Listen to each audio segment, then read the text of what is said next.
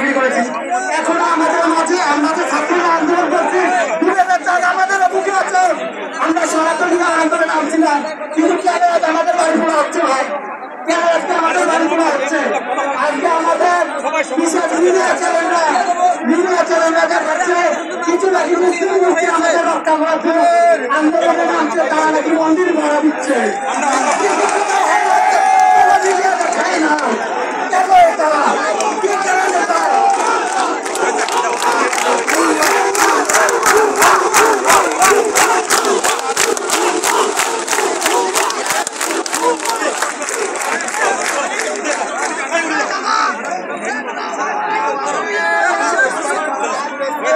আমি সকলের কাছে আবেদন করতেছি, আপনারা বেশি উত্তেজিত হবেন না। একটু দাও বাবা, বাবা একটু দাও। আমি আপনাদের সকলের কাছে হাত জোর করে অনুরোধ করতেছি, আপনারা কোনো উচ্ছৃঙ্খল হবেন না। আপনারা, আমি আবারও বলতেছি আমরা একটু দাঁড়াও বলতেছি বাবা, একটু দাঁড়াও, আমি বলে দিচ্ছি দাঁড়াও।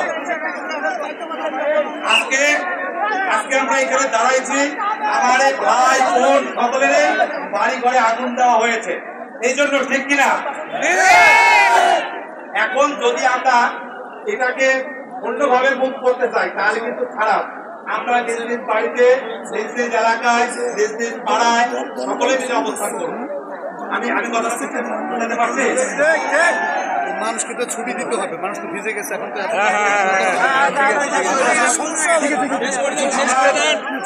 থাকতে গান ছাড়া আমি আপনাদের সকলের কাছে অনুরোধ করতেছি,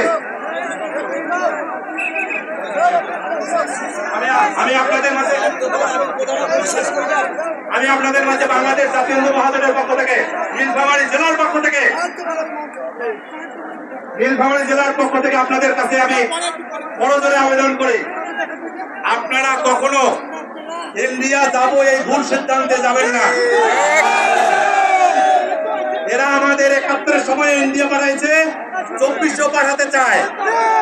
আপনার কি একমত?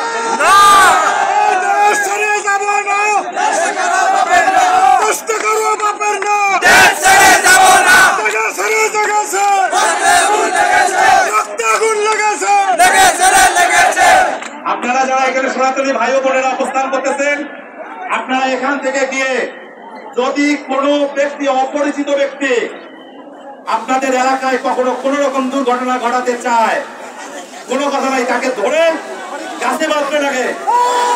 আজকে থেকে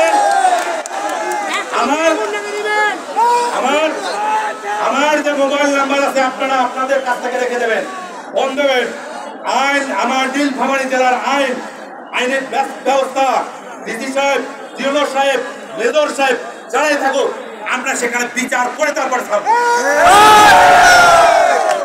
আমরা আজকে এই শনিবার এই বৃষ্টিতে ভিজতেছি, ভেজার কারণ হচ্ছে এটাই, দেখাতে চাই সারা বাংলাদেশে যে বাংলাদেশের হিন্দু এখনো মরে নাই,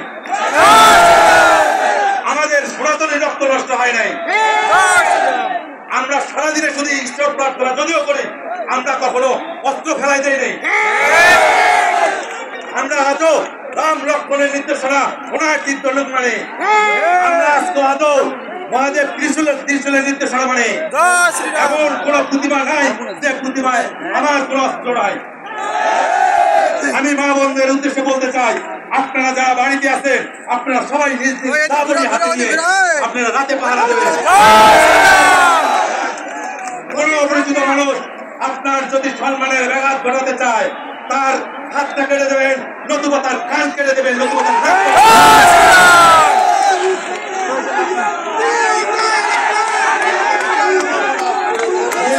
জেলার পক্ষ থেকে আমি আপনাদের কাছে সকলের কাছে নিবেদন করলাম, আমরা যারা এখানে অবস্থান করতেছি, আমরা এই চার দফা দাবি আমরা সবসময় চেয়ে থাকি।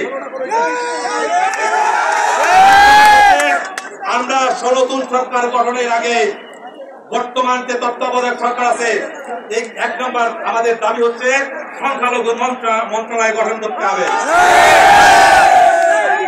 2 নম্বর দাবি হচ্ছে সংখ্যালঘু সুরক্ষা কমিশন তৈরি করে দিতে হবে। 3 নম্বর দাবি হচ্ছে সকল প্রকার হামলার প্রতিরোধ কঠোর আইন প্রণয়ন বাস্তবতা, সংখ্যালঘুদের জন্য সংসদে 10% আসন বরাদ্দ রাখতে হবে।